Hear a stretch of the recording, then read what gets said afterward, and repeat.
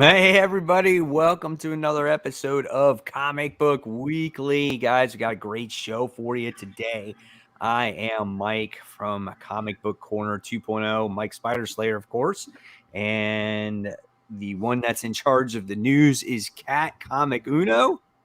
Hey guys, what is up? But this week we'll be doing comics first, so we're switching up every other week. So That's right. And then, of course, next to me, the man that holds it all together is Brant Fowler. What's up, Brant? What's up, everybody? How's everybody doing?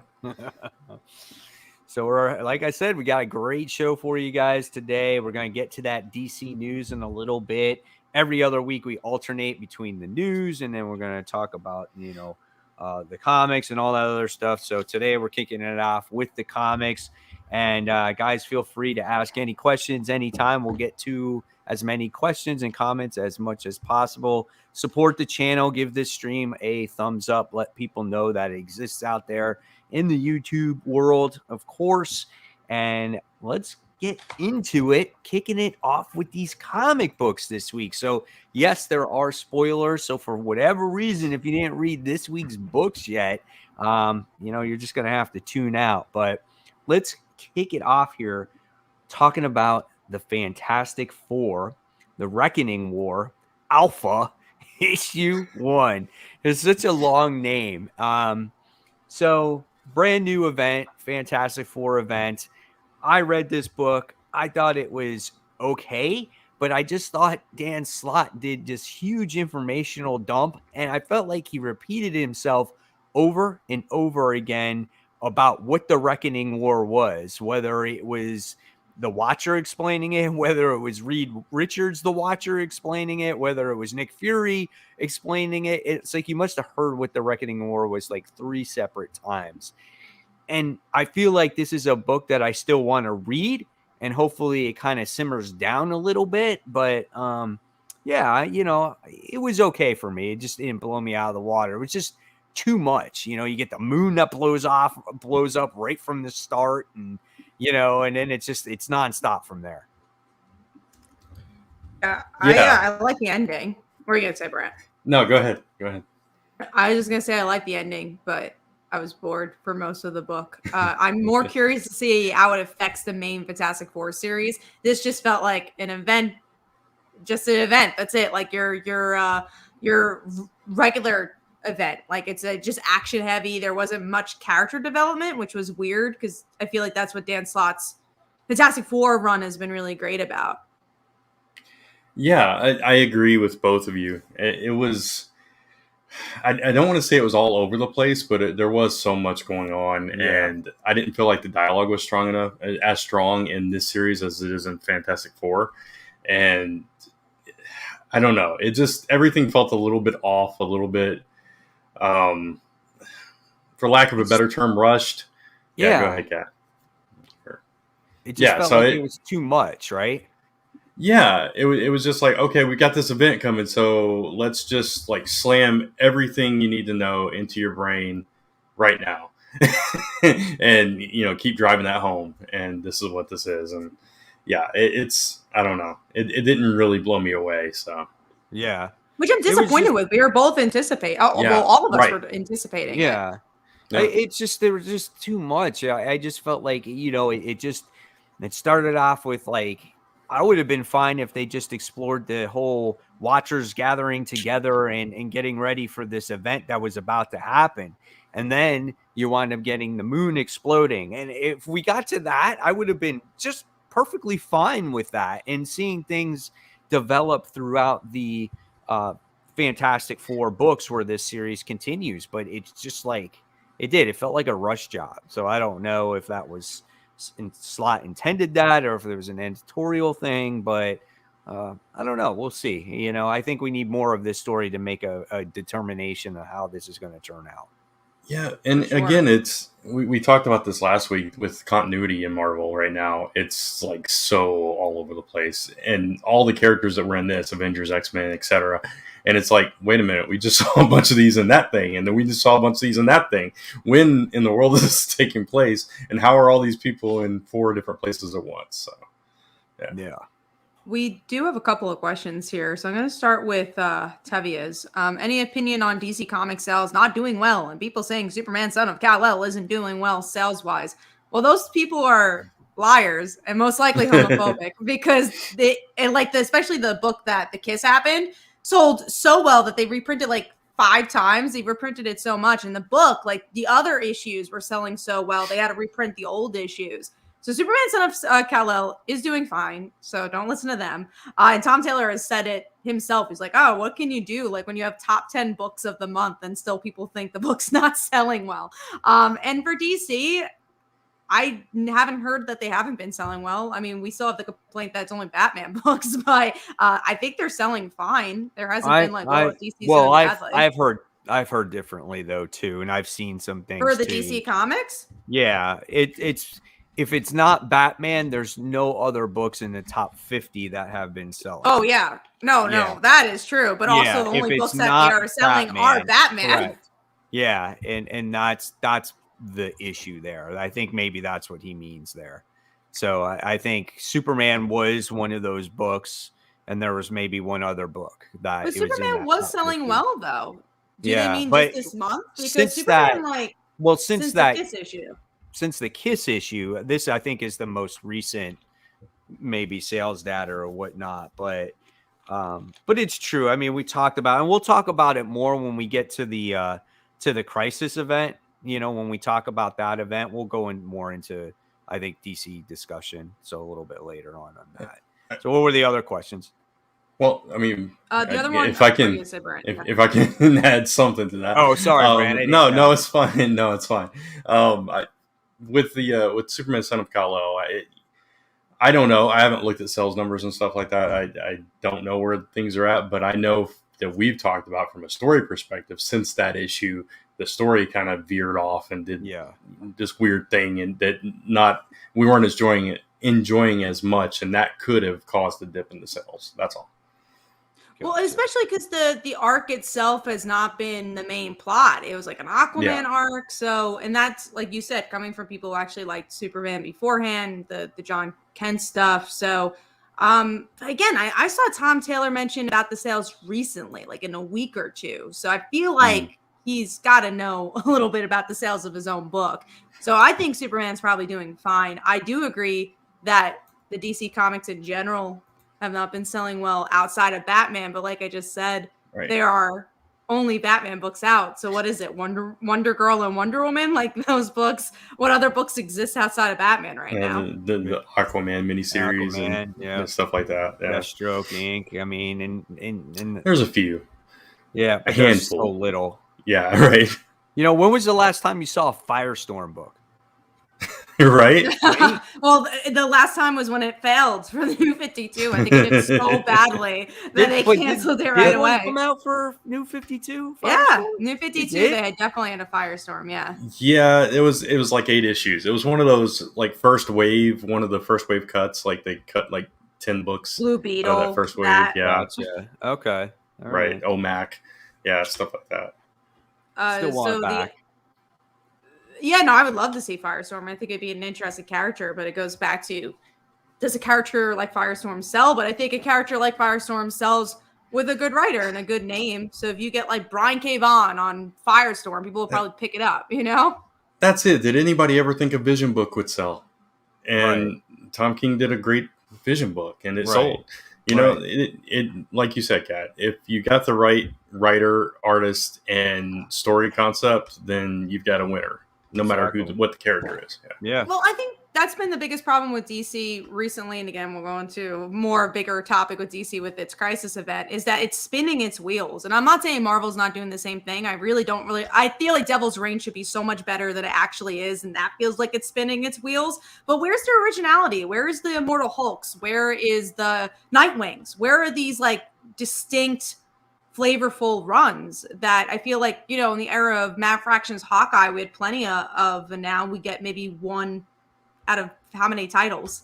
Right. I mean, I can honestly say that even though Marvel is not perfect, right, I want to give them credit in at least still coming out with titles with different characters, right? They may not be all that great, but at least they're continuing to put out different products, and they're not charging you like, yes, they're charging you $4 a book or $5 for issue ones, but there's a lot of Batman books out there that are $6, $7, $8, and you're forced to read a story that maybe you don't want to just to read that main story, right? So so at the same time, you could probably say that maybe DC is kind of pricing themselves out a little bit at the same time, because I'm going to buy a $4 or $5 comic book, maybe a #1 issue that kicks off a whole story that has to deal with the entire story of one character, than an $8 Batman anthology comic. I'm going to do that any day first, so that's the way I look at it too. That could possibly hurt their sales. Yeah. I don't know. So and we'll definitely talk more about this, I'm sure, with the Crisis stuff. So we'll pause that for a second, because we have a couple others here. So I'm going to go with 2 more questions. One was from Mike Manhattan. Have you guys seen Arcane? Ironically enough, I'm watching it right now. It's like the thing I go to bed with, just that one show, that way to break up the day. And it's I was just going to ask if it's good. Yeah. I like it a lot. Okay. I don't like the heavy mythology stories, and I don't usually like steampunk, but I think it's very character driven, and it's gonna be gay, so I'm excited for that once we get to that. No, but it's Phil watched it and he's like, oh, you should watch a cat, and I try to take his suggestions if I have time, and I have not watched some of the shows he suggested, so it was just the right time. I was like, okay, I'm gonna watch it, I'll give it a try, and I did, and it's been a good show, and it's not short, but it's like 10 episodes, and they're 40 something minutes long. So it's good. I enjoy it. It's on my watch list. I just haven't gotten around to it yet. I think you'd love it in particular. I think you'll really, really like it. Cool. So the other question before we get to the next book is Sweet Exorcist. Your guys, there's an alleged paper shortage affecting comic books. It's not alleged. I was gonna say it's not alleged. As someone who was put an order for their books in December and it doesn't see a finish line anytime soon. It is not alleged. It is very much happening and is affecting every printer. And DC and Marvel, I think, are ahead of the curve a little, but we've already seen delays from it. And I'm sure as months go on, there will be more delays. Yeah, absolutely. I mean, that's why we had all those delays from Marvel earlier that were announced, that I guess books are still suffering from.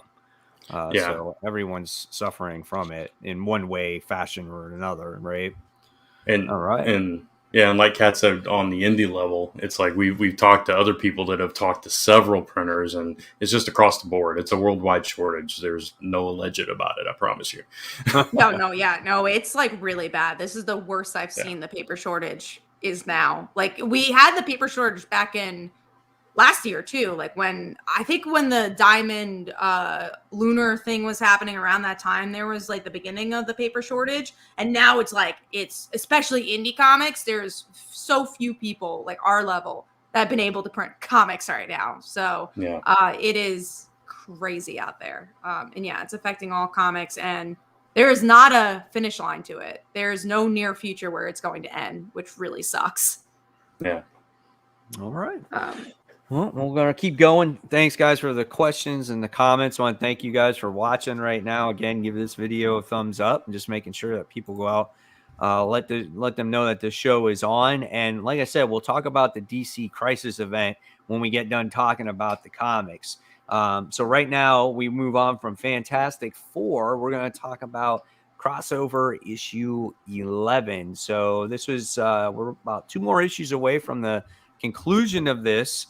I like this series, but it's still not my favorite series, even though what happened with the ending of how Donny Cates had to come up with an ending for this story, and the big bad and everything else. And then you wind up seeing Negan making his return at the end of this book. And I can honestly say that I don't know why I didn't expect it, but maybe I should have expected something like this, right? I mean, it was pretty cool to see Negan at the end of the book, and I was like, wow, that's pretty badass right there.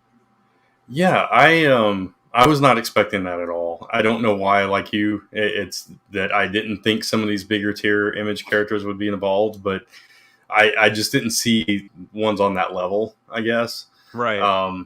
So yeah, it was a welcome surprise, and I thought I actually really liked this issue. All the meta stuff with Donny Cates and him talking to his creation in Ellipsis, that whole conversation I really loved.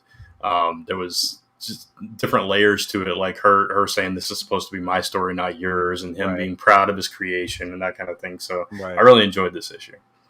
I'm curious to see if, because there are some hints of like, I feel like such meta conversation about how Donny Cates felt about this book. I feel like when it launched, maybe he was in a different point of his career, and now he's like, oh, maybe I should end it. Maybe I didn't want to make it. Maybe it's too big for me. Like, there's so many interesting facets of, you know, just the things writers think. But yeah, I just thought it was a very, very interesting issue in that regard. And then him saying it was supposed to be a love story. Now I'm curious if those two are even going to get together. Where they start out, oh, it's a love story. Maybe it's like that's what he always wanted. And they're just like, I don't want that. And it took a life of its own. Hinted at that at the very beginning, obviously, of the story of how it was supposed to be, right?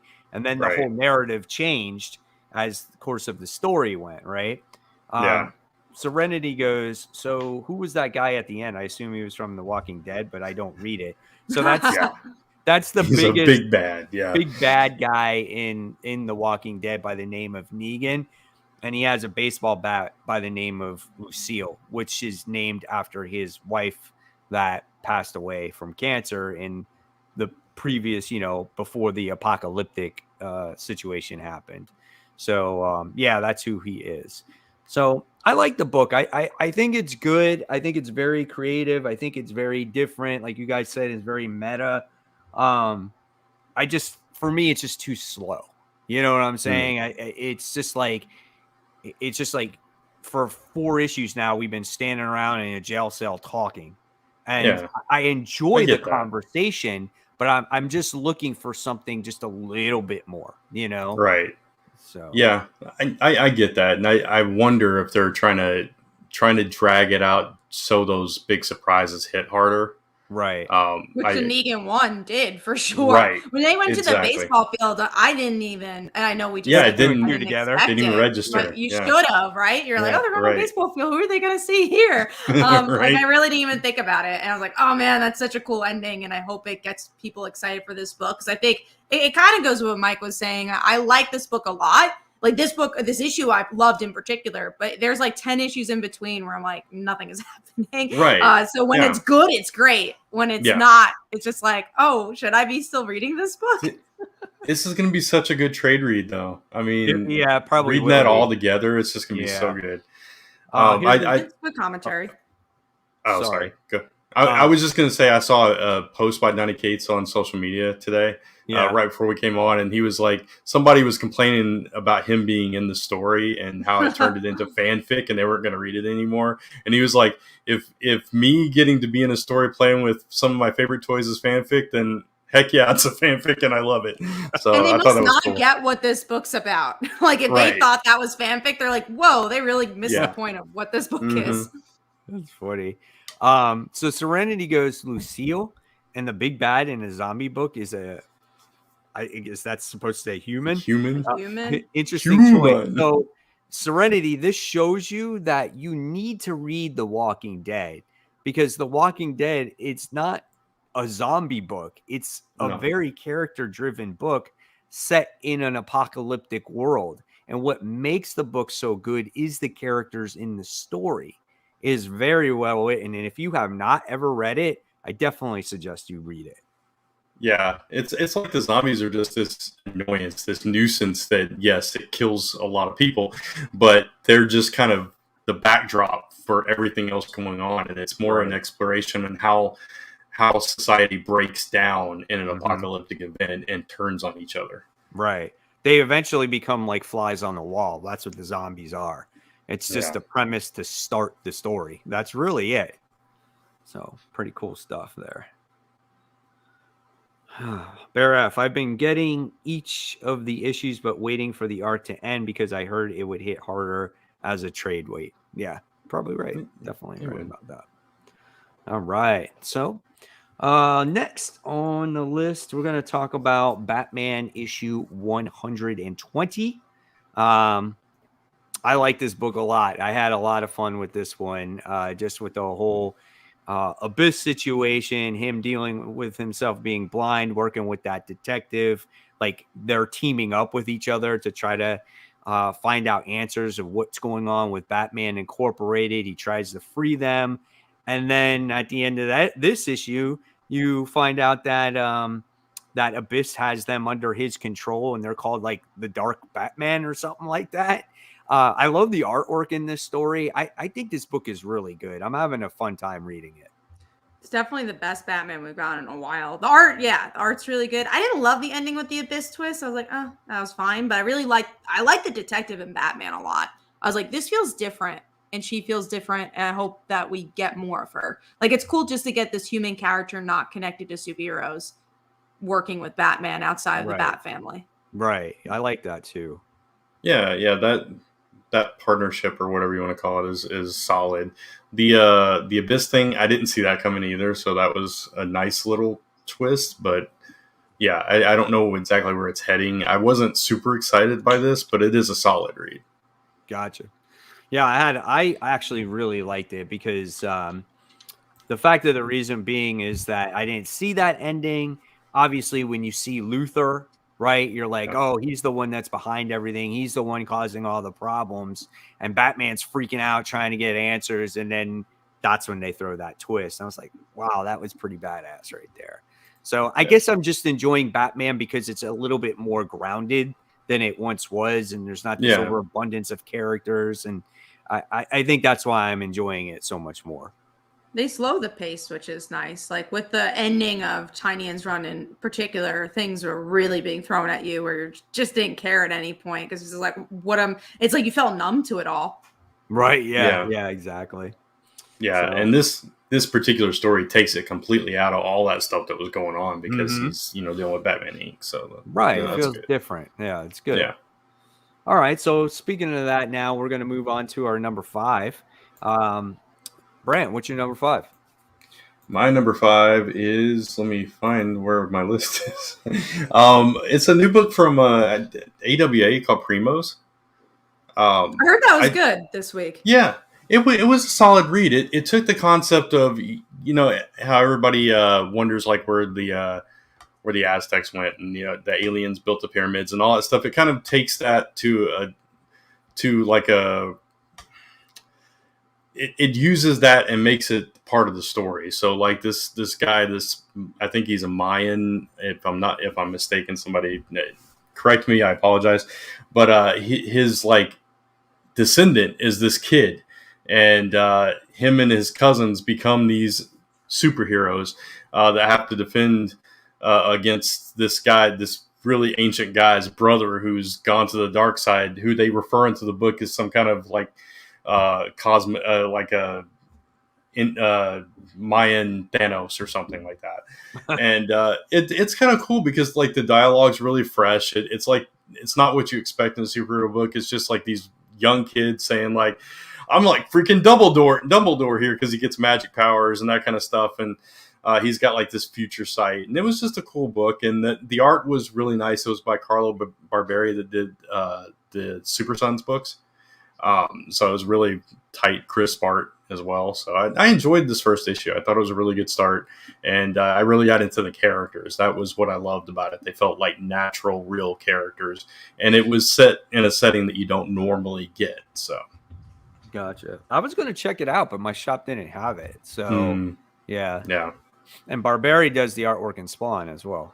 Oh, nice. Yeah. So it's cool stuff. That's good. I'm glad you enjoyed that one. Yeah. All right. And Kat, what was yours? Mine was Spider-Woman, issue 19. That's a good book. I was surprised by all the scroll talk, but now learning that Secret Invasion 2 is coming, I was like, oh, right. Okay. No, it makes sense. Yeah. Yeah. But no, I liked it. I thought it covered ground that we haven't seen from Jessica in a really long time. It was a good action issue. It was fun. I mean, I like that book just because it has a lot of action, and I love everything that she says in that book. It's just like you just can't mess with her. You know what I'm saying? It's just like You screw with Jessica Drew, you're in for a rude awakening. And that's what I love about her so much, you know. Yeah. It's a good and fun book. There are some funny lines in that book also. There always is, you know. Yeah. Especially when you deal with people that she loves. Like you take her son, you take out her friend. It's like, okay, gloves are off.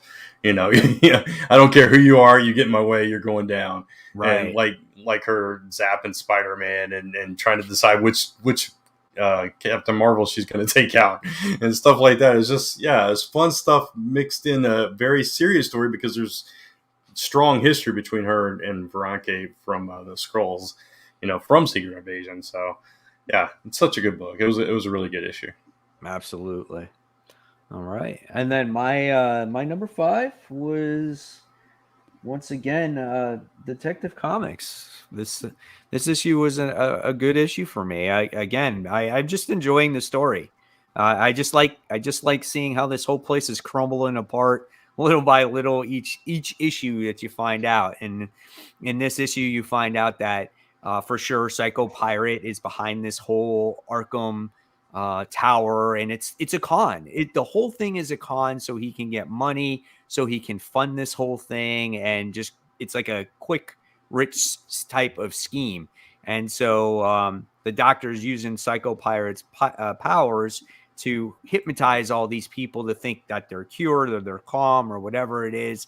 And it's taking a toll on him. Like you get to see it in the issue. He's in hiding. He's drinking all these energy drinks and he's eating all this junk food. And then there's this one instance where he passes out. And just like that, he loses control of all the patients, and you get to see them all freak out on each other.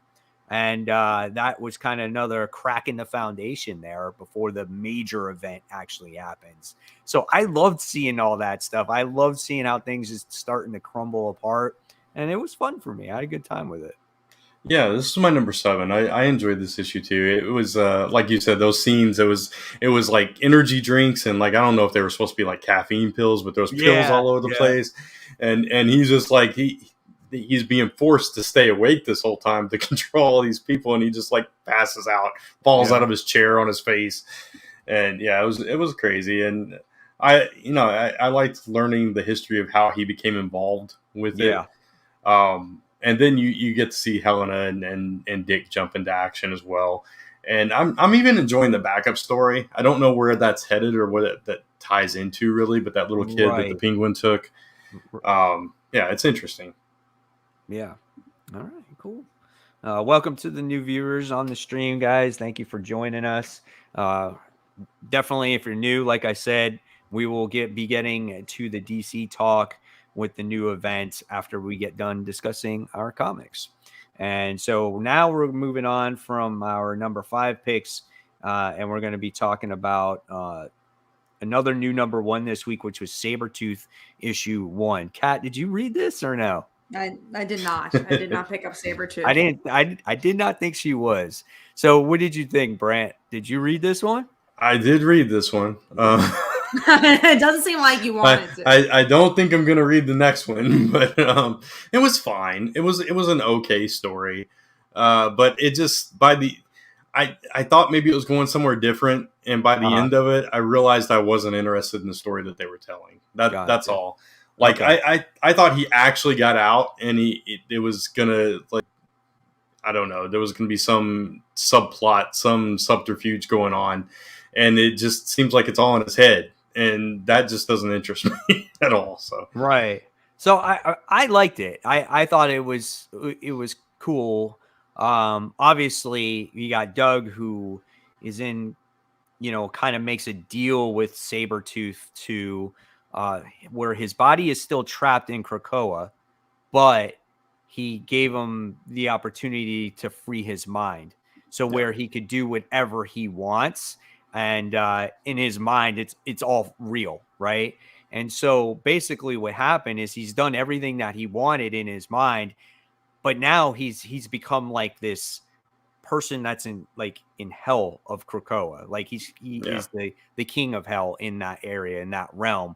And at the end of the issue, you wind up finding like there's people that are joining him in this. Yeah. So, which you didn't think that was going to happen, like that he was going to be the only one. And these characters are new. Like you've never seen these characters before, right? That's what I got out of it. I couldn't make out who they were. I don't know. I feel like I've seen one of them, but I'm not exactly sure. Right. So yeah, if they're not new, they're very like unknown characters. Gotcha. So yeah, he's basically like the devil of Krakoa. That's what he's become. So I wish he would have broken free, but it was fine for me. I enjoyed it, and my favorite part though was the beginning, like before he got sent. When he keeps cutting Doug's head off. Yeah. Yeah. It was so funny, dude. It was funny. Yeah. So it was good for me. I had a good time.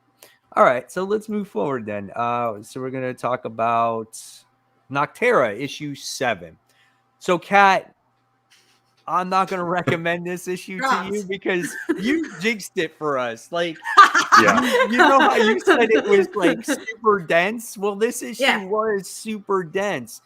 And I'm glad I was right. And the reason why this one is because this issue was trying to get its readers back on track of everything, like where this world takes place, what the PM event is, who these characters are, what their mission is, and there was a lot of backtracking to get you back on track until you wind up getting to the end on them trying to find out this equation in order to get the light back, right? And so it was a lot of discussion in that book, so not a ton happened in it to progress the story. And the narration changed. It wasn't the main character anymore. It was Piper, the little girl that she brought on. So she took the lead, and like she has all this mathematical knowledge and that kind of thing. So she was like breaking all that down.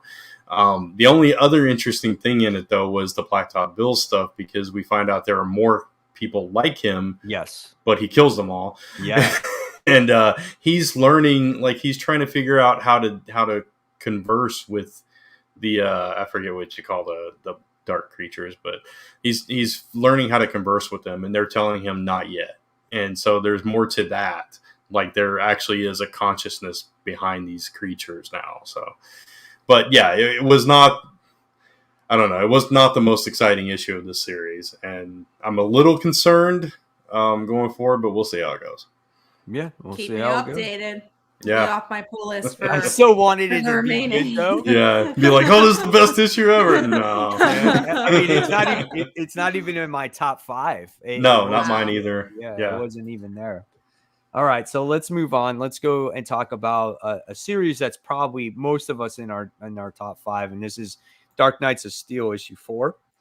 Which is so interesting. You guys were talking about Nocterra being very expositionary. This issue could have been that, and it kind of is, but it did it right. Where it's like, it's an exposition issue. Like, that's what it is. But the way it's told was so emotional, and there's so many twists and turns. You're like, that is how you do an exposition issue. Right. Yeah. It wasn't just an info dump. It was character building, and I don't know. It was learning secret pasts and all that kind of stuff. So and it took a break from the main part of the story to let you learn about the history of the characters and the building of the relationships of the two families and how they all got together, and you got to see how Lex Luthor became the Joker Green Lantern character, which I thought was cool. I was like, how can you mash up 3 characters together? Well, I guess you could do it just like that, right? Yep.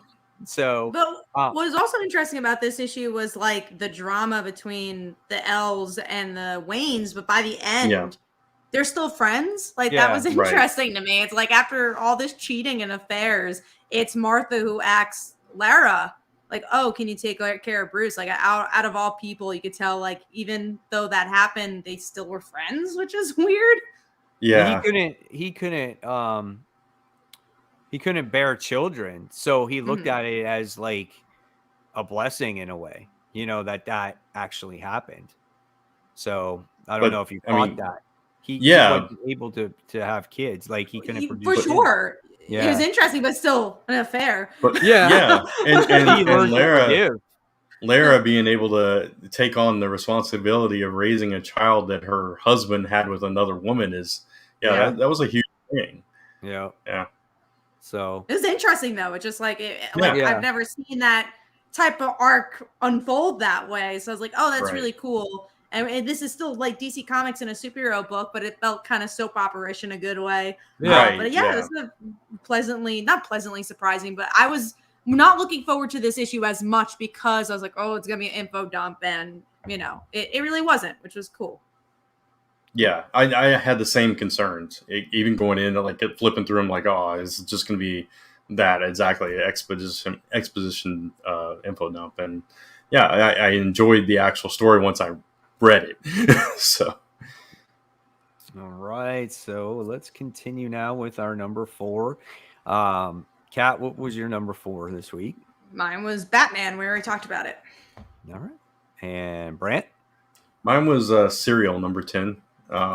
Last issue of this story, and it was interesting seeing the fight between who we assumed was Jenny and Zoe. I keep forgetting Zoe's name, but yeah, their whole interaction, cutting each other's ankles, trying to keep them from, and the ultimate demise of who we thought was Jenny, only to find out that she had a twin sister.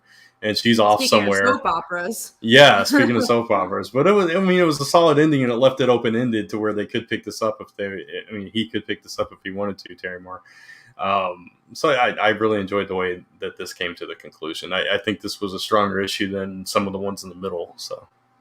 Yeah, no, I like this. I just hated that it ended. I was like, oh, finally things are getting interesting, and I don't know if we're going to get a continuation, which is why I just missed my top 5. I think it was number 6, but Gotcha. I love the art, and the action's really good for this book. It just was like, man, why did it end here? Yeah, no, I get that. All right. And I saw Kat posted this a second ago. Go for it. There we go. Jeff says, hey, Spider Slayer, what's up, man? Love your channel. Really digging the 10 best covers of the week. Glad you enjoy the series. Thank you for watching the stream. I know not all of you know that I do streams with Brant and Kat because it's always so late on Tuesday nights. But if you guys are tuning into this stream for the first time, Kat, Brant, and myself have been doing this stream for eons. So eons indeed. It is every Tuesday night. It starts at 10:15 p.m. Eastern time. You guys are more welcome to join any time of the week. We always talk about our comics. I know I've been promoting it more on my channel when I do after the poll to see what my final top 5 actually are by this time. So I'm glad some of you guys are tuning in. So thank you. All right. So now we're moving on to The Amazing Spider-Man, issue 88. So we had the first appearance of Queen Goblin, right? That's who she is. Yeah. Every time now, ever since you said the Goblin Queen, I was like, oh, now it makes sense, right? So it's a Queen Goblin, and I like this issue. The one thing I didn't like though in this issue was the artwork. The art, it really took it away because being that we have a first appearance of this major villain, right? Or at least through this story. You would want somebody that's maybe a much more detailed artist to get the full effect or menacing factor of this brand new character. So I was a little bit disappointed with that. But with this issue, I liked it more because I liked seeing kind of this origin tale of this character a little bit, just by like how she became the Queen Goblin. They took the sins from Norman Osborn and they injected it into her. I was like, oh, that's actually kind of cool. I thought that was fun. And I liked like the words that came out of her mouth. Like, she's like, yeah, I'm going to bash your brains. Like, she just felt dark and just real evil, where I was like, man, I like her better already than freaking Kindred. I'm like, I love her little weapons that she has, like her glider. It splits into 2. She's got this badass mace. Like, I liked that stuff. And I thought it was a lot of fun. And the other thing was, I like how Ben Reilly's memories now are like messed up. And it's just like Mary Jane was in trouble and he took Janine and he's like, peace out. I'm leaving you. I don't care. So it's damn. That ending definitely made the issue, I felt. And then I was pleasantly surprised by this character. Maybe it's just because like she versed Mary Jane and Jeannie first. Cause I'm like, oh, that's cool. But I liked her. And also I think what you were saying too is just like the beyond aspect. It's like they became a little bit more interesting to me this week because they are creating heroes and villains. Yes. Yep. Yeah. Their true agenda. Operation. Yeah, the true agenda starts to form, and you're seeing a little bit more about them, and like there's overseers and there's other people involved with this whole Beyond Corporation that we don't know about yet. So that was more interesting. The art was definitely a detraction for me. It was like wonky in places. It wasn't the solid art that we got in the last couple issues, which especially last issue, I really loved the art. I know you didn't love it as much, Kat, but compared to this, it was apples and oranges to me. Mm-hmm. But I like that Ben has his own goblin villain now, kind of. Yeah. So that's kind of neat, and the memory stuff with him, I think it's messed him up to where he doesn't have that. Like we saw last issue where he didn't remember the phrase that Uncle Ben said. Yeah. Responsibility. So now he doesn't have that. So what is Spider-Man without that? Exactly. That's an interesting exploration of that character. Yep. And in our next issue, well, this week we get the point issue with the stingers. Yeah. And I'm like really not looking forward to that. And the next issue after that, though, we get the Queen Goblin fighting Black Cat. That'll be interesting. Yeah, so that'll I'm be looking good. forward to that. But yeah, we gotta get through this stinger situation first. Yeah, I don't think we need it. Man, come on. All right, let's move forward, and we're going to talk about. We talked about it already. Detective Comics issue 1051. So we talked about that. So then we'll move on to our number 3. And I'll head it off to Brant this time. What do you got for your number 3? Mine is Spider-Woman, which we already talked about. All right, and Kat? Mine is Spider-Man, which we already talked about. And mine is Amazing Spider-Man as well. So, Spider 3s right there. Yeah, we got the spiders in that one. That did not make my top 5. You guys enjoyed it more than I did. I was just surprised. I didn't expect to like it at all. I was like, oh, this is like interesting. All right. Oh, boy.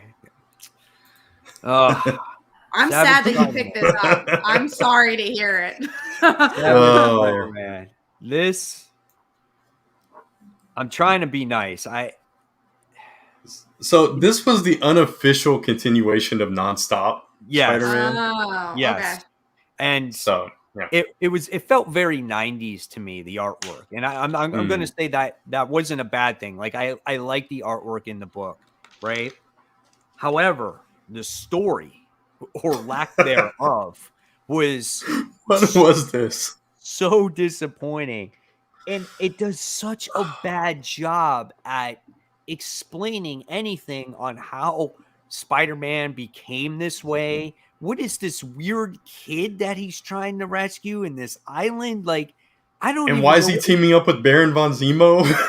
Yeah, and who are these people that are hunting? Like, I was like, what's happening in this comic book? Like, I don't even know what I'm reading. And half the dialogue in this book is Spider-Man's like, eat, run. It's so bad. It was so bad. I was so looking forward to this comic too. And when I found out that it was like kind of like a continuation from Nonstop, I'm like, oh, that makes sense now. Yeah. That was the one interesting thing from Nonstop with the backup story with not the backup story, but Baron Zemo. Like we saw him come back in that, and it's like, okay, where's that going?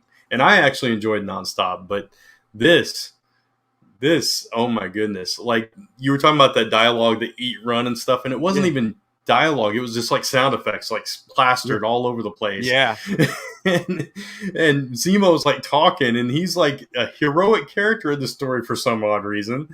And it just made no sense whatsoever. I'm like, I don't remember how we got to this point from Nonstop. Did this come from Nonstop? Is there something in the middle that we're not privy to? What is going on? Did you read the whole thing of Nonstop? I thought I did. Maybe I missed an issue. This was a mess. That was delayed. That was like I feel like Nonstop the issue 1 was super delayed, and then in between it was super delayed. So maybe that's why it's not as memorable. Yeah, and it got straight up canceled, and I'm kind of surprised that they kept going with the same storyline in this, but yeah, it was a mess. I will not be reading issue 2. See, this seemed like such a filler Spider-Man book, and as much as it's like, oh, there's a Spider-Man, it's at issue 1, it's like, save your money. You don't want this. You have Amazing Spider-Man. You're good. So I'm glad to hear I didn't miss anything. The good thing is about this one is I got some cool homage covers for this. Like they had a homage with McFarlane's Spider-Man #1, and then they had a homage with Amazing Fantasy. So I bought those couple covers, nice. And so I'm happy I at least got those out of it. But I'm not continuing this either, Brant. This was by far. I mean, I know we're short into the year so far, but this was definitely my least favorite comic that I've read this year so far. It's definitely a contender if we were still doing that, but yeah. Oh man. We do have a question which I'm sure Brant can answer. Jeff says, don't mean to jump in off topic, but are any of you G.I. Joe fans? I hear there's a Lady J movie / show in the works. I am a huge G.I. Joe fan, lifelong, dedicated, committed, loyal. And I had not heard that. So I'm actually really excited by that. So thank you for sharing that news. I'm going to have to go look that up. Well, I am too. I mean, I'm probably not as hardcore G.I. Joe fan as Brant. I've been more on the Transformers side. But I am a G.I. Joe fan. I've watched every episode of that show, watched that old animated movie with, was it Serpentor? La la la la la la. Yeah. Duke gets in a coma and all that crazy stuff.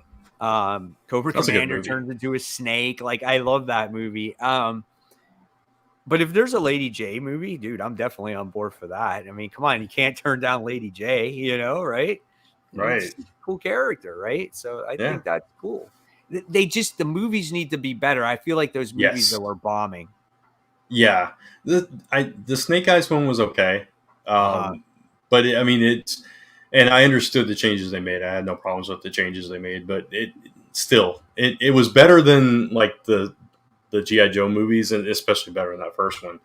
But yeah, I don't know. There's something that's still off about just the entire franchise. Yeah. Hopefully they keep improving it. So. Yeah, absolutely. All right. So we're going to keep going. Let's see. We're moving on to our number 2 now. So Kat, what was your number 2? Mine was Dark Knight of Steel. We already talked about it. Mine too. Oh, fancy. My number 2. You guys are going to laugh at that, but I like Sabretooth, man. Wow. I'm glad you enjoyed it. Yeah.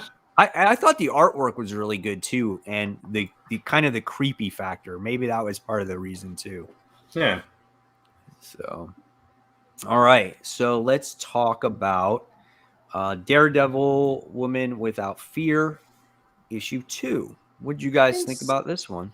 I've been so disappointed with this book. I love Elektra's Daredevil. It's the same writer. It's like you think it'd be the same beats, but it's all just the past. And I'm like, it doesn't really feel like it has a story. Yeah, there wasn't a whole lot that happened here. It's like it was mostly about flashbacks to her and Matt and how he knows all her secrets. And it's like, okay, thanks. You could have done that in like 2 panels, but sure. and it's still has to leave, Yeah. And I like the fight between her and Craven, and he's actually a Thunderbolt. I like how he pulls out the badge and he's like, I am. That was funny. Like, Judge Dredd, I am the law. That's kind of like what he did there, Yeah. But yeah, this was definitely not one of my favorite books of the week by far.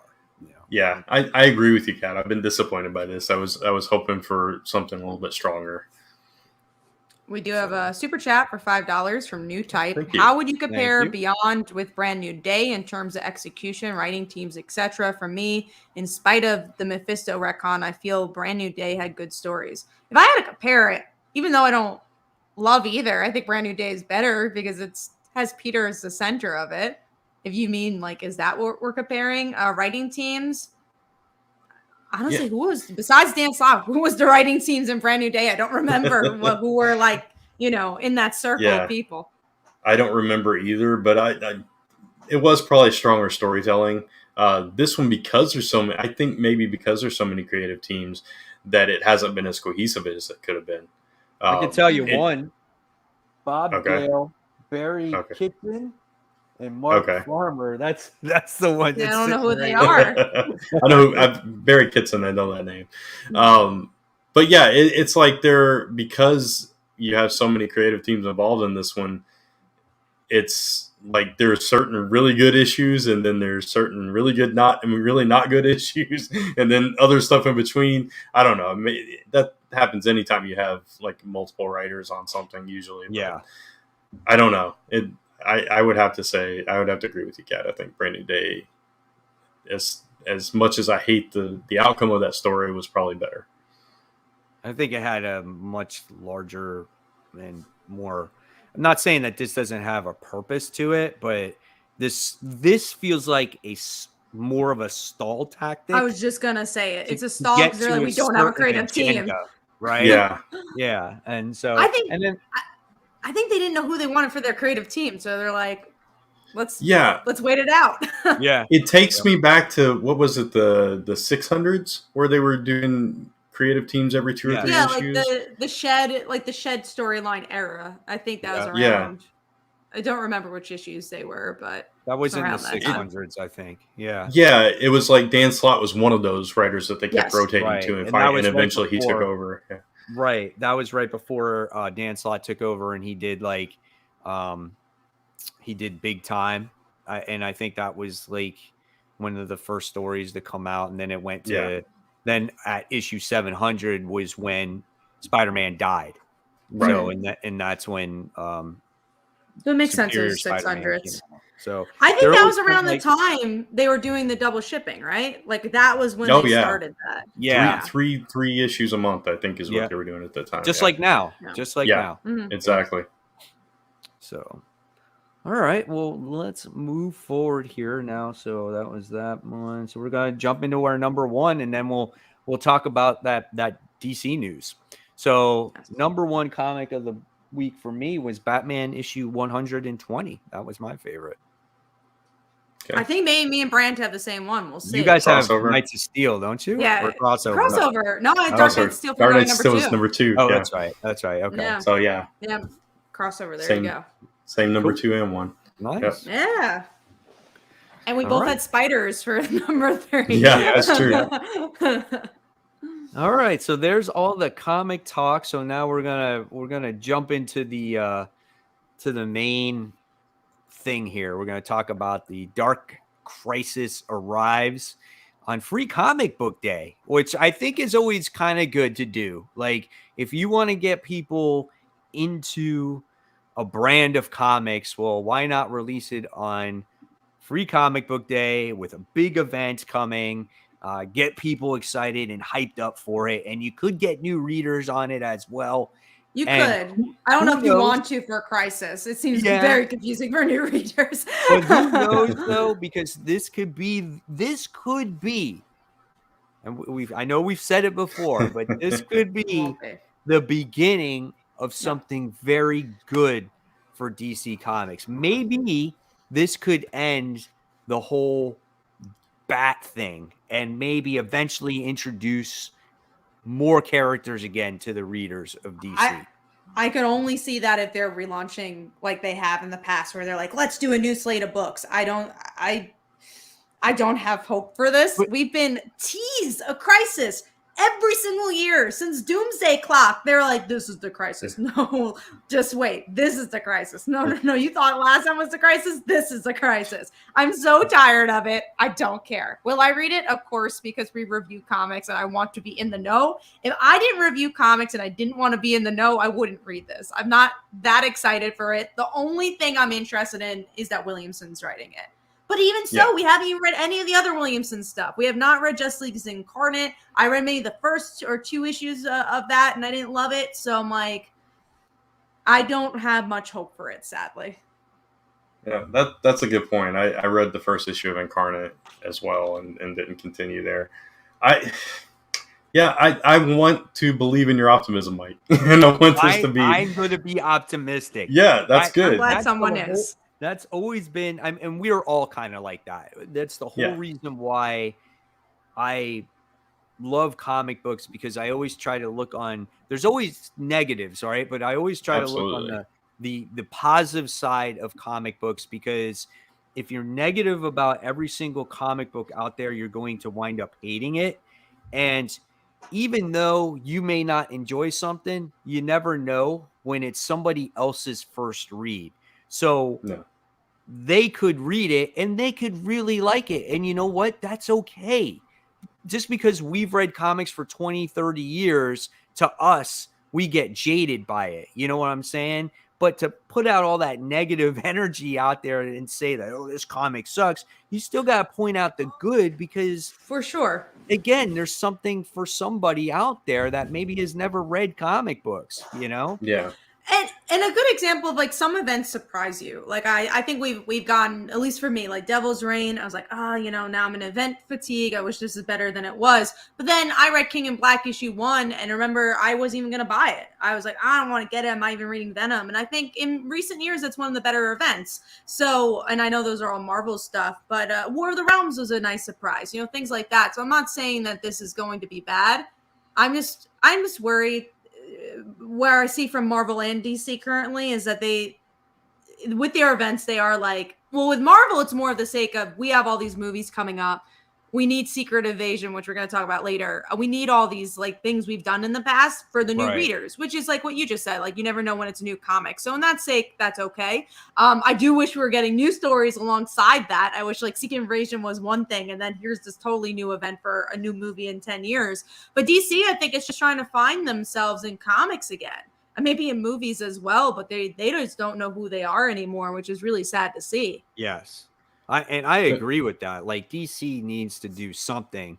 And like I said, I'm just hopeful that this is something that they're trying to do, that is kind of like, okay, maybe now why we've been doing this whole Batman thing is we're waiting for this event to come out. So this gives us an excuse to finally release all these books without having to do maybe a hard reboot. You know what I'm saying? It's like, maybe we have 25 Batman books and now we can replace them with new characters like Firestorm, Green Arrow, who is on this image.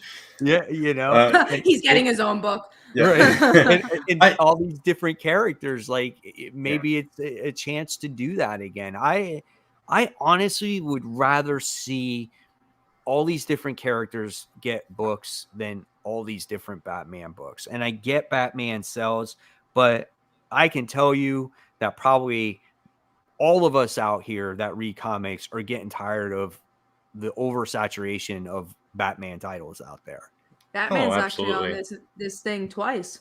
Oh, of course. 3 times, actually. You see the back of his head in one of those, too. Oh, I thought that was what's his face? The other Batman. Oh, maybe the one that's standing next to Yara. No, like up. So like there's the one in the top left corner, there's the one in the bottom right, and then there's one above Firestorm. Oh God, there you are. Yeah, yeah. So but one thing that is interesting about this image to me is we get the future state team of Yara and John and all those. You got the Jeff Johns team on here. You got, I mean, they're building up this legacy thing, and it may not mean anything, but if we're gonna use some of these characters or some of these teams in some way, shape, or form, I think that could be cool at the very least. I just hope it doesn't fall apart, because that's definitely the biggest worry. They tried doing it right after DC Rebirth. They're like, look, now we have Wally, and then obviously they end up doing Heroes in Crisis, and then they keep teasing it. They're like, well, look, the old Teen Titans are here, and then you never get a series from them. And I just hope they're going to do it. Right. And I think maybe that was the 5G stuff, and I really do think it was literally they did fire so many people from DC Comics, and they were just moving people in and out. So I think it was also bad timing, and that's why things were a little bit shaky and why things didn't pan out. But I'm hoping now they're like, oh, these are the pieces we're trying to pick up from that time period of DC. Yeah. Who would you got? What if there's one book that you want, or a character you want to have a book again? What would it be? I'll start with you, Kat. I would really want a Hal Jordan book again that wasn't Grant Morrison. I think that's what's in a Green Arrow book. Honestly, I scratched that. I do want to see Green Lantern, but I say Green Arrow. I think he's a book a character that really deserves it, and we haven't seen him in such a long time. What about you, Brent? I would still like a good Young Justice or Teen Titans book. That they tried so many times. I know they have. I know they have. But if we're going outside that, man, I don't know, because I'm not a huge DC guy, so like all mine are big heavy hitters. Green Lantern's a good one. I agree. Man, I'd probably have to think about that. Yeah, maybe the three of us are more Marvel fans, so that's what is interesting about this. Yeah, we're not like we all grew up with Marvel, and again, I love DC. We all do love DC here, and we've read many DC books, but I always grew up as a Marvel fan. I just remember how excited I was with the new 52. Mm-hmm. Right? I was really excited with that, and I remember how many different books I was reading. And for me now to barely read any DC books besides Batman, I just think it's depressing. And even though not all those stories were all that great, I still loved having the option of buying all those vast majority of different types of books. Mm-hmm. I want to have that option. If it's, you know what I'm saying? And I get you can't just keep books on the shelves because if they don't sell. But having overabundance of one character doesn't do any justice either. But it also goes back to like DC needs to sell in a different way. We keep talking about like, first of all, their webtoon is doing so awesome. We got the Batman family webtoon that is doing so well for them. You have their middle school graphic novels that seem to be doing very, very well as well. So why are we not getting to see like the Teen Titans get graphic novels or go on webtoon or do other platforms besides single issues where you continue to see it fails and that's not their audience, but it doesn't mean they don't have an audience. So just do different things. It's like from Marvel, whereas like, Runaways got canceled. You were literally just targeting the wrong audience. The trades did so well for Runaways, which is why it lasted as long as it did. The single issues didn't do so well. So why are we not selling Runaways as a graphic novel? Like, why are we not exploring these other options? True. Right. New Type said a Renee Montoya question solo. That'd be good. I like that. Cool. Here's Stargirl. I'd like to see a Stargirl one. Yeah. I really like the show, so I'd like to see a comic. Brant and Kat, do you know, was 0 Hour a crisis? They consider it a crisis, I believe. Not in name, but basically. Okay. More or less. I saw another question a little bit above, so I don't want to miss it. Parker Luck says, Kat and Brant, I know that you both are creators of your own comics, but outside of your own work, what other independent comics do you like? Question to you, Mike, as well. We read a lot of Image books. What's great, I think, about our show is that we read a vast variety of everything. Like literally last night, I read a book from Harper Publishing, Squad. It's a werewolf comic about like this teenager who joins this Heathers-like group and finds out they're all werewolves. So, and Lisa Sparrow was doing the art of that. So like, I try to read everything. Like we read Kickstarter books, we read regular indie books, but if we're talking about like direct market, I know we all like Radiant Black. We enjoy Seven Secrets. So there's a lot of great indie books out there in all different platforms. Crossover. Yeah, you guys like Nocterra. I read Chicken Devil from, what was it? Is it Aftershock? Who does that one? Chicken Devil is Aftershock. Yeah. And then there's a new book coming out tomorrow from Aftershock as well. It's called Life Zero. And the reason why I'm picking that up is because Giacchetto does the artwork in it. So again, like Kat said, we all love a lot of indie books. We definitely support them. Yeah. And then when it comes to, again, I'm going to throw out Firestorm. Because I want to read a modern day Firestorm comic book. I always was pretty like into the character, but I've never really read any of his comic books. So I want to see a comic book with him in it. He's a cool character. I love what's her face? Firehawk. I think she's a really cool character, but we'll never see her again. One of the first comics I ever read was a Firestorm comic, so I have a history. Yeah, it was I tell the story all the time. It's like my first comics were bought for me when we were on a camping trip and it was raining, and our moms went and got us these 3-packs of comics from the convenience store, and Nice. it was like Archie, Firestorm, and Iron Man is what I remember. So Gail Simone wrote Firestorm for a while. I think that's when it was at its peak, when people are like reading Firestorm. But yeah, we'll see what happens with the Crisis event. Obviously, we'll cover it. And hopefully it's good. That's definitely just can't go wrong. You know, go out on Free Comic Book Day, guys, and support your local shop. Pick that book up, get some other things, you know, and just remember, there's always some kind of good in a comic book. Don't always harp on the negative, and don't always be negative about comics, because again, you never know when it's somebody's first read. Just because you don't like it doesn't mean that somebody else is not going to like it. Could be a Firestorm book. Comes the good. Exactly. You know, so just remember that. All right. Well, before we get into news, speaking of indie books, I am going to plug my Kickstarter, which I actually am going to do a little special offer for you guys. If you support The Dancer for issue 1, even for $1, I'll give you the trade of The Dancer digitally. So that's issues The Dancer of Like Father, Like Daughter, my superhero book about a high school girl. Father left her to become a full-time superhero. Everyone in the world loves him except for her, and then she inherits his abilities. So you'll get the first 4 issues of that book for free digitally if you support The Dancer issue 2 at any level. And I should add, again, if you love comics, you love trying to find your new favorite comic, and you want to read more indies, I have an indie bundle every campaign. If you support the book for $1, you will get close to 20 books for free. 20 indie books spanning from things that are published at the direct market to things that are just on Kickstarter. So I really try to have a wide range of genres there and different looking books. I truly believe you'll find your favorite. Now, The Dancer, she's a dancer/assassin. And when she was a child, she witnessed her parents being murdered in front of her and never dealt with that trauma until now. And it's kind of Batman dealt with his trauma. So if you want to twist on Batman, you think DC's doing too much Batman, check out The Dancer. See a different angle of it. But yeah, we have a lot of cool variant covers, and be awesome if you can support. All right, so that is the Kickstarter, and that's going on for another 15 days. So we're halfway through that campaign, which I am excited for. We have so many campaigns and so many things going on. All right, I'm going to post that link right here. Yeah, if I could share Lisa's real quick. Oh, of course, yeah. Do we have a date for that yet? We are.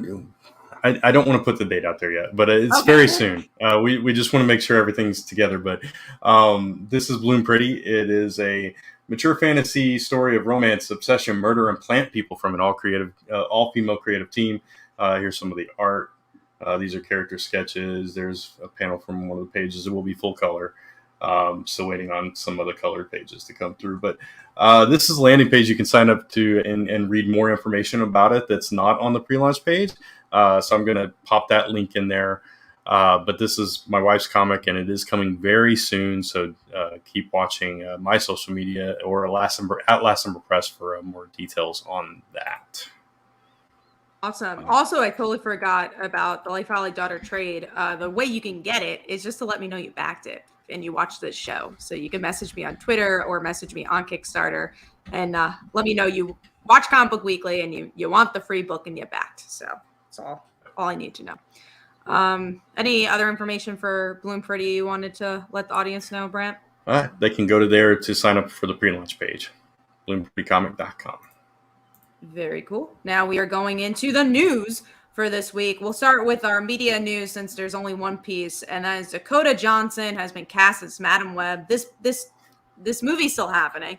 I love Dakota Johnson, though. I just recently saw a movie. I literally got a ticket for Sundance, which was virtual this year because I wanted to watch this movie. It was a Tig Notaro movie, which I love her, and she's a great comedian, and Dakota Johnson was in it, and I like her, and I thought she was great. So I actually really like this news. I was like, oh, she's a cool actress. I think that's interesting. I know a lot of people were upset about the actor should have a disability, which I do agree with. That's something I didn't think about when I first heard the news because, you know, Madam Web is someone who is blind. So I think it would have been a better casting if they got somebody who actually was blind to play the character. But yeah, no, I don't know what this. I still don't know what this movie looks like. I was surprised that they're also still moving forward with it. Oh, go ahead, Brent. No, go ahead. Okay. It's kind of funny that this whole thing dropped because I was talking to the guys at my comic shop about this before the news ever dropped.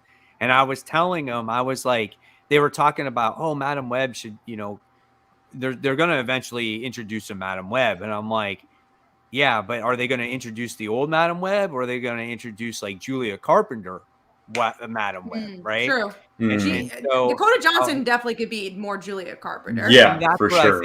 That's where I think that they were going with it. And I said to them, I was like, I think they're going to, if they do it, I was like, I think they're going to go in the Julia Carpenter route and that she's going to be the Madam Web. That would make more if sense. They were to do it. And I was like, shit. I'm like, so 2 weeks later, I'm like, wow, this news dropped. And I'm like, they're not really descriptive on the movie itself and everything else yet. But I was like, but it's very possible that she could play Julia Carpenter as Madam Web and maybe go into the history how maybe she was Spider-Woman. Yeah. That would make a whole lot more sense because Madam Web traditionally is very old too. Yeah. So that it's like there was a little disconnect with that casting for me. And I the only things I've ever seen Dakota Johnson is like, I'm looking through IMDb and it's like really early stuff in her career. So like 21 Jump Street and The Social Network, I think they're the only things I've ever seen her in, which she wasn't the star of either. So yeah, I don't know much about the actress except for she was in 50 Shades, but yeah, it's fine. It's interesting. I want to see more news about this, more information about it before I make a judgment on it. But it's an odd thing to go forward with. Of all the characters in the Spider-Man corner of the universe, it's a little odd, but I still don't even want to see Morbius, and that's definitely coming out at some point, and I don't want to see it. But I got the AMC stub, so I probably will. Sweet X's asks, remind me who is Julia Carpenter? Just another Spider-Woman. I think that's the Spider-Woman of like the 80s and maybe early 90s, West Coast Avengers. Yeah, she first appeared in Secret Wars. I think issue 7. I think that's where it was. Because I remember. Go get your issue 7s. It might be a stack book now. Instead of looking at the first appearance of Amazing Spider-Man with Madam Web, right, which I think is 181 if I remember correctly, Secret Wars issue 7 is the first issue of Spider-Woman and Julia Carpenter. So if they use Julia Carpenter as Madam Web, then you might want to spec on your Secret Wars book. So if anyone sees the movie, we'll see. Right. Yeah, it's still a Sony movie. If it comes out, once we find out the exact premise of it. Yeah, I agree. All right, There's let's Julia get Carpenter. Oh, yeah, there you go. Yeah. And it looks a lot more like Dakota Johnson then. Yeah. I mean, unless they do a young Madam Web. Right. It's like an old school, like 1940s movie. I loved Julia Carpenter. I know I've said that before, but I remember when I was a kid and I saw that sleek black Spider-Woman suit with that long hair. I'm like, I like this chick. yeah, I did too. She's so underrated. That's what I like about her. She's a very underrated character. She has a cool personality. All right, well, let's move on to some comic news. So we have Peter David doing a flashback Fantastic Four miniseries. It is for the, it's going to be Wolverine, Hulk, Ghost Rider, and Spider-Man for the new Fantastic Four. I'm glad Peter David's doing something different. I know he's been like doing the same books for a couple of years now. He had the Maestro stuff and he had the Spider-Man out of continuity stuff. So it's cool that he's doing Fantastic Four. He's still and X Factor way back. Still doing the Hulk stuff. Yeah, and I'm sure he'll continue it, but it's like it's interesting that he just keeps doing old school stuff though. You know, he's not really venturing into anything new. That's all good though. I mean, I'm fine with that. Like if that's his wheelhouse now, that him telling these old stories, and there's an audience for that, obviously. Yeah. So just keep doing it, right? Yeah. Now, as far as whether I'll pick it up or not, I don't know. I mean, like when that happened, it was cool and interesting and different. When they took over as Fantastic Four, but I don't know that I need to go back and read more stories set in that timeline. Yeah, I think I've read like 1 or 2 books way back in the day for that, but I don't know if I'll pick it up. All right, I love how you said way back in the day. I know you were there way reading back it in the day. when it came out, Brant, but way Oh, back in no. the day for me. Not then. Way back in the day in 2007, probably. All right, well, let's move on to Riverdale meets Archie. So this is a book that's happening. The only reason I want to talk about it is like it's cool that Archie's doing stuff again because it's been a while since they've been on hiatus, and it's a smart move. People, for some reason, are still watching Riverdale, so why not try to cater to that audience? Yeah, exactly. I mean, it's not surprising at all. Like that article said, they've crossed over with everybody under the sun at this point. So crossing over with themselves, it's a yes, it's kind of a cash grab, but it's one that serves their audience completely and wholly because it's from both sides of that audience. So I think it could be interesting. Archie meeting him, broodier version of himself. So the next thing we're going to talk about, because this is just weird, Justice League are going to become dinosaurs in a book. So we were talking about this in our group chat, and Mike's like, "Is this real?" I was like, "It's Oh real." God! I was like, this is the point of desperation. This is almost like Savage Spider-Man. Like I was like, why are all our heroes becoming mutant creatures, right? But I found out that who's doing this is Daniel Warren Johnson. Stop calling me old, Cat. Sorry. Cat's calling me old in the comments. Oh, it's Brant answered Tevye. Tevye was saying, "Well, who cares about Madam Web?" I'm like, "Well, who cared about Guardians?" And the Brant's like, "Well, I care about Guardians." I said, "Well, you're old." But go on, Mike. So, was it Daniel Warren Johnson is the one that is actually doing some of this or all of it? I don't even know. So he's the one that did the Better A Bill series. From okay, at least that's Marvel. be different. Okay, you don't like him, right? No. You don't like the artwork, or you don't like the writing? I hated the artwork, but I wasn't in love with the writing either. Gotcha. Okay, I liked it. I like him. I liked the Better A Bill story. I thought it was good. He also did that series Murder Falcon in Image Comics. Right. I like that story as well. That was a great story. I'm totally out. But dinosaurs, Justice League, like this is a stretch here, man. Definitely. I mean, Marvel did apes. It's right. Did anyone read that? I'm not gonna pick this up. I'm gonna pick it up so I can talk to you guys about it. Yeah, you'll let us know how it goes. Yes. I'm out. That was an interesting idea, though. But sometimes the craziest ideas do become cult favorites and cool books. I'm not knocking it. Exactly, Marvel Zombies and stuff like that. So I'm not knocking on it. We could just have fun with it. Maybe it'll actually be good. Exactly. It's just like, whoa. Batman like as a dinosaur, like and he's still wearing the bat costume. It's just hilarious to me. Exactly. He's got to keep his secret identity still, even as a dinosaur. Of course. So we have another news piece here. New Archer and Armstrong title is coming out. And Brant, I know you're a fan of Faith that's connected to that. Valiant, yeah. I was actually a big fan of the original, well, not the original, like back in the day, but when Valiant came back and they put out Archer and Armstrong, I really liked that series. I think, if I'm not mistaken, Fred Van Lente wrote that, at least at the beginning. And it was a really good story with two characters that couldn't be more different than they were partners. And that made everything about it. So I fell off of it for a while, and now they're coming back with Armstrong no longer being immortal, which I think is an interesting twist on the character because he's like this immortal, one of these three immortal brothers. So that changes the dynamic completely. So I'm really curious to see what they're going to do with these characters now. So another thing is, which I didn't know if we knew or not. I mean, we didn't know the creative team, but Spider-Man 2099 is coming back as a miniseries. It's a miniseries. Steve Orlando's writing it, and there's going to be a couple artists on this title, it looks like. And they'll be connecting other 2099 stuff as well. I don't care about Spider-Man 2099, so I'm not going to get it, but I think it's interesting that they're going into other characters now. Like Yes. we've seen a lot of Spider-Man 2099, but we haven't seen a whole lot of the other characters from that universe. So I'm really intrigued by that.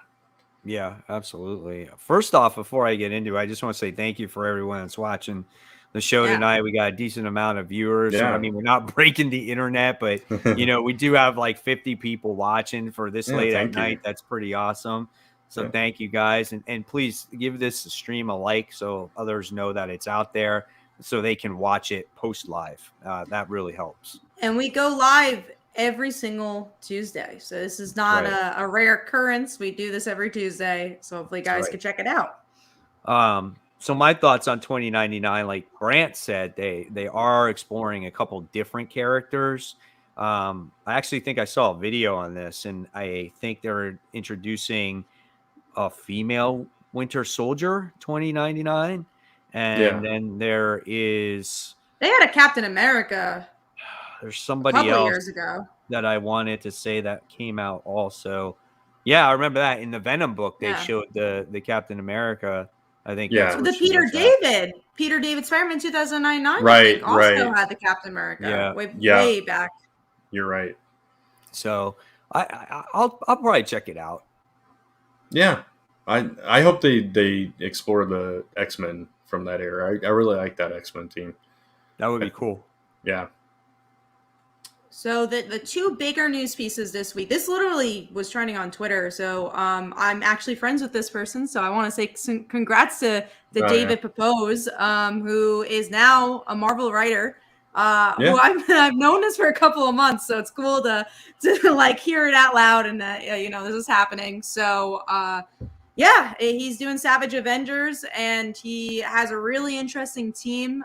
It's garnered my interest. It's cool to see someone who was in the trenches like me and Brant, doing the Kickstarter stuff, doing the indie stuff, going to Marvel. And there's a cool lineup here. You have that Hulk character, the Hulkverine, the Wolverine Hulk character. Yeah. I think you still got Conan here. You got Cloak and Dagger, which is super interesting. You got Anti-Venom, the Black Knight, and then also Elektra. So I was like, all right, this is like a weird team in a good way. I'm definitely going to give it a shot. Even if David wasn't on it, Elektra interests me. I was like, was on the team before, though. Wasn't she? Was she? I don't know. In Savage? I think she was, or maybe she once was. I don't know. I think you're right. The first issue she was in, but I dropped it after the first issue. Yeah. Cloak and Dagger intrigues me. I always liked them in a story. Conan, I could live without Conan. I wish they would move on from Conan, but I'll give it a shot. David, like you said, he does a lot of indie books. Somebody asked earlier about the indie books. He does a lot, so you can check out from a bunch of different companies and Kickstarter. So congrats to David for sure. But yeah, I mean that's cool to support somebody, especially that because that's a big deal. And looking at it at a comic perspective, like. Conan, like I don't care about, but like you guys had already said, the other cast of characters seem pretty cool, and I want to see them work together as a team, right? And if you have not read Savage Avengers before, this gives you a chance to jump on board once again. And going back to the David thing, what's interesting, like I don't think I would be like a journalist for comics. Now I know I've stepped away a bit more from that, but David gave me my first gig. I reviewed comics for Newsarama. Like before I started doing like the bigger stuff for Newsarama, I worked under David for years doing reviews. And then I started working with Chris in Newsarama doing more of like the features and the interviews after that. And after like doing a lot of Comic-Con coverage, but yeah, I worked with like David gave me my first like comic book journalism gig. So I've known him for such a long time. He's a cool dude. And he was also a comic journalist for such a long time. He was a crime journalist before this. So it's really cool just to see again, like people like us get a gig at Marvel and like get such a big gig at Marvel is really cool. We got a super chat. Yeah, if you want to read it, Brant, go for it. New Type gives us another super chat. Thank you for that. Speaking of crises, does decades of continuity really alienate new readers? Isn't reboots and reset buttons can be just as confusing and convoluted? I mean, New 52 showed that it could be, yes. Yeah, no, I think it depends on the writer. I think Yeah. you know what's so interesting? We talked about Saga last week, where Saga was new reader friendly, even though there's been 50 something issues. It's an independent book. They somehow made it just 2 pages, a couple of sentences just to describe what the book's about that we could just jump on. So I think if you got Nightwing's a great example of that. Like, it's obviously a very fan driven book, but I still feel like it's new reader friendly enough where if that's your first comic, you could jump straight in. Absolutely. It's the balancing act for sure. Yeah, I agree, Kat. And I just feel like wherever your jumping point is, everybody starts at a different point on reading comics, right? So if you read your first issue of Wonder Woman and you knew nothing about her, right? It might seem a little bit confusing just because of the mythology of the character to begin with, right? But that's how you learn. So if you don't like Wonder Woman, then you're like, okay, well, let me try a Spider-Man comic.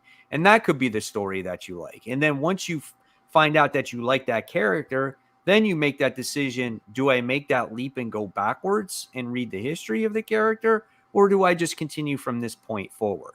You know what I'm saying? Yeah. So I think it also depends on you as the person and like what you're trying to get out of comics. Like if you're wanting something fresh and new and you don't want to be bogged down with all that continuity, yes, maybe it alienates you. Maybe you want those reset buttons and that kind of thing. Yeah. But if you're the other kind that, like Mike was saying, wants to dive into the history of a character and learn as much as you can. So it just really depends on you. Yep. But also, you could still be a very big Spider-Man fan. All 3 of us are very big Spider-Man fans. I don't know, but I don't think all of us have read every single Spider-Man book out there ever. No. So, like, but we're still very big Spider-Man fans. We still know a lot about the characters. You learn as time goes on, too, as you read more. I mean, it's also, go ahead, Mike. I'm sorry. I as a Spider-Man fan, I've read pretty much every issue from like issue 300 and on, or maybe 298 from that McFarlane era. Have I read all the issues before that? Nope. And I'm not going to try. I've read certain stories, right? But I'm not going to sit there and go, you know what? I'm going to read from issue 1 all the way to this point. I don't need to, you know, it doesn't make me any less of a fan. I just don't need to read those issues. I know where he came from.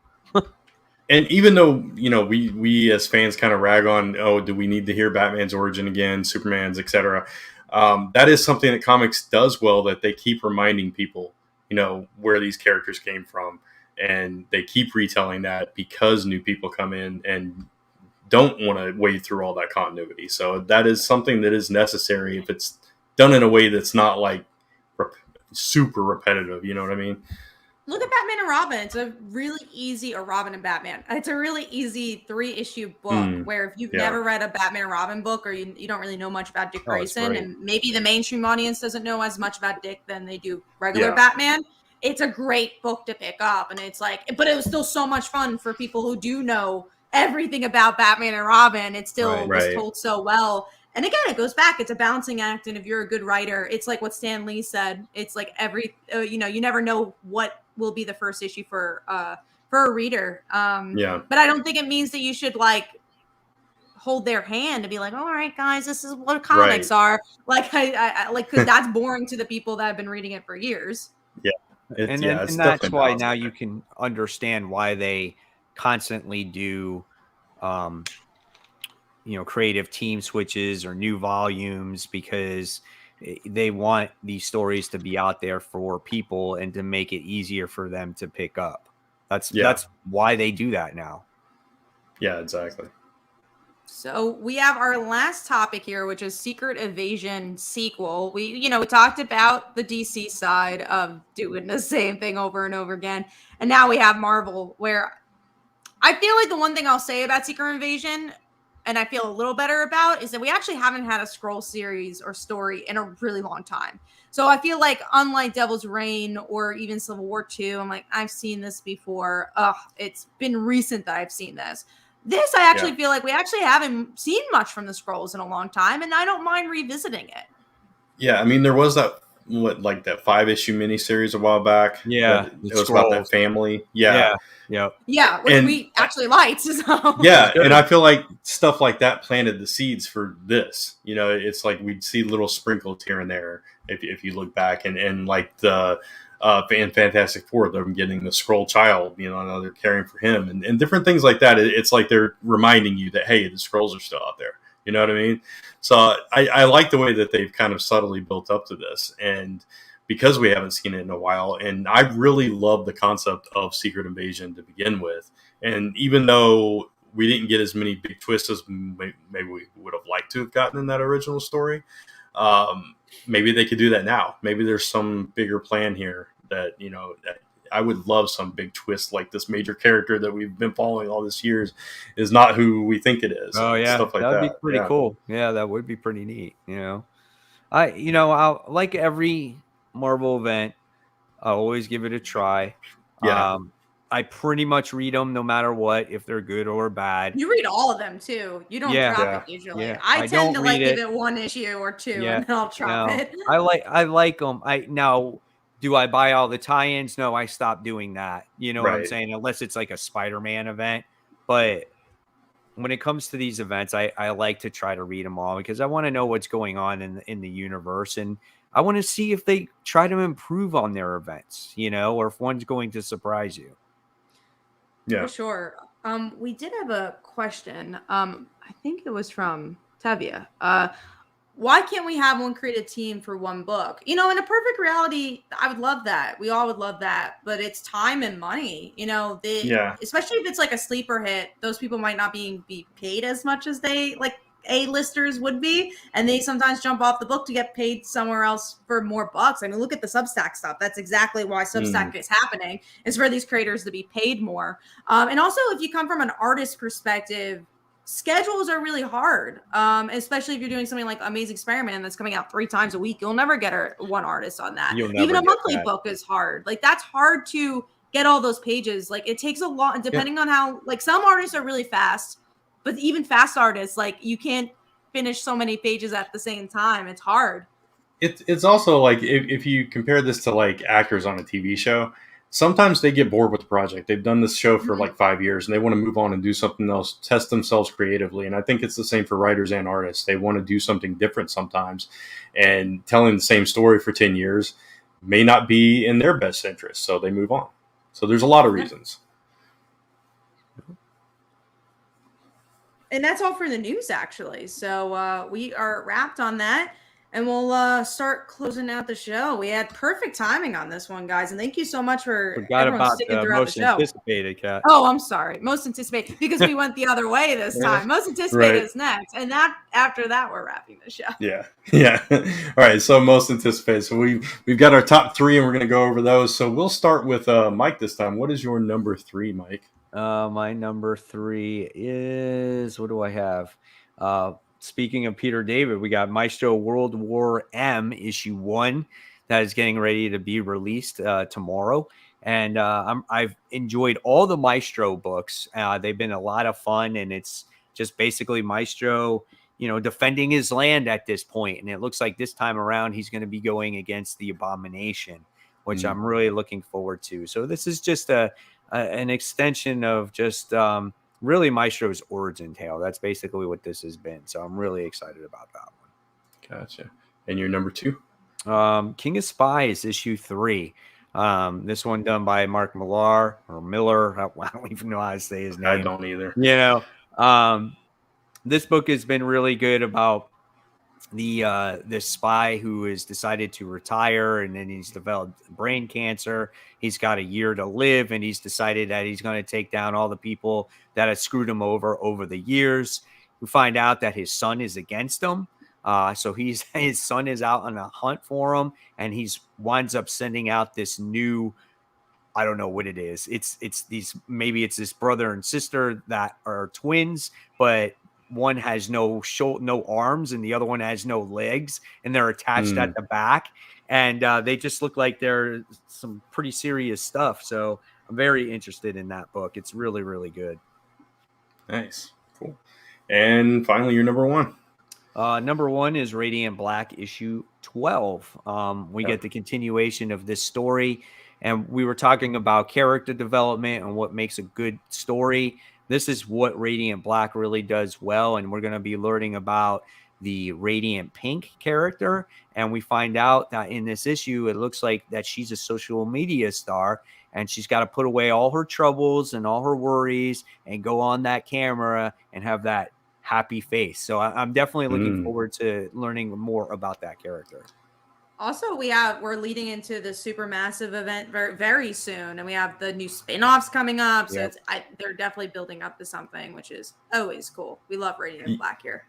Yeah, and if you guys don't know, I don't know if you do or not, but there are different social media accounts for different characters in this universe. So there's a pink, there's a Radiant Pink Twitter account and different things like that. So if you go look it up, you can find all this, and they're talking from character perspective at times. So fun. That's awesome. Yeah, it's really interesting. I've started following everyone that pops up. I'm like, okay, I'm following that one now. And that's that's just from an indie perspective. That's so cool. What Kyle Higgins has done in this past year, building a true superhero universe and just doing his thing. And that's what he's doing. And then that social media thing, like, that's innovative. That's something that you just don't see. And my hat's off to him for being creative that way. But also it shows what you can do when you're not under the thumb of a big company. And yes, you're at Image Comics, but Image, it just means that they're publishing it. Like that's your story, and you can do whatever you want with it. Right. So it's really cool to see like a creator be creative and like do his own thing and build his own franchise and business. And it's so cool to see that. Yeah, absolutely. All right. I'll go to me next. My number 3 is Secret X-Men #1. Just because of the team, I'm going to give this a shot. I don't know if I'm going to like it or not, but I mean, it's basically at least half like an X-Force team. You got Cannonball, Sunspot, and those characters. And there was a little blurb at the end of the solicitation for this that said, "Wait a minute, aren't these the guys that lost the election to be X-Men?" So I thought that was an interesting note that I kind of want to follow up on. So. Is it a one-shot, Brant? I don't know. Actually, I feel like it is. I don't think there's an issue too. Yeah, it might be. So, well, I'm gonna read it either way. So could lead into something else. Absolutely. And then 7 Secrets #14 is my number 2. And last issue was really solid. We hadn't seen it for a while, and that came back with a big punch. And so now we got the image of his death and how that's going to play out. And now I think this issue focuses on Kanto again and that whole thing. So I'm really looking forward to that. It's picked up speed, luckily. Yeah, there were a couple issues where like, oh, where's this going? And then, I agree. Last issue was really good. Right. And then Radiant Black was also my number 1. So, Kat, your list. So, my number 3 is Radiant Black, so we talked about it. Number 2, Hawkeye Kate Bishop. Surprisingly, and I didn't love issue 1 and 2, but I really liked issue 3. I thought it hit its stride. Okay. I really liked the sister dynamic. So I was like, all right, I'm interested to see where this is going to go and if it continues to hit its stride. And then number 1, of course, 7 Secrets. Nice. Very cool. So those are our most anticipated. Fantastic. So we packed a lot in on this week's show, guys. So hopefully you enjoyed it. We appreciate all you guys joining this week, and hopefully you'll stay tuned for next week, and we'll have more great comic books to talk about, some awesome, hopefully big time news to talk about, as well as that's always the struggle every week. And guys, if you loved this stream, always remember, please give it a thumbs up. It's very important so other people can find it. And of course, hit that bell for notifications so you don't miss the notification for the show. And if you have not subscribed to Comic Book Weekly, go ahead and subscribe over there, and also subscribe to my channel, which is Comic Book Corner 2.0. And the most important thing in this thing is our Comic Frontline social media, but we do have it on most of these. So Facebook, Twitter, Instagram, which is the one we probably use the least. I've been stepping up the Instagram game lately for us. So that's true. So only follow Instagram. Oh, how often do you do the stream? Literally every Tuesday at 10:15, and we've been good at being on time. So every Tuesday. Yep, it's always this time, guys, and we've been doing it. 10 years. 10 years, guys. 10 years it's been on a Tuesday night. It may have not been called Comic Book Weekly for as long, but we've been doing this together for a very long time. So we've gotten old on YouTube. So thank you so much for watching. So until next time, guys, have a great week. Happy New Comic Book Day officially, and we'll see you all next week. So take care, everyone.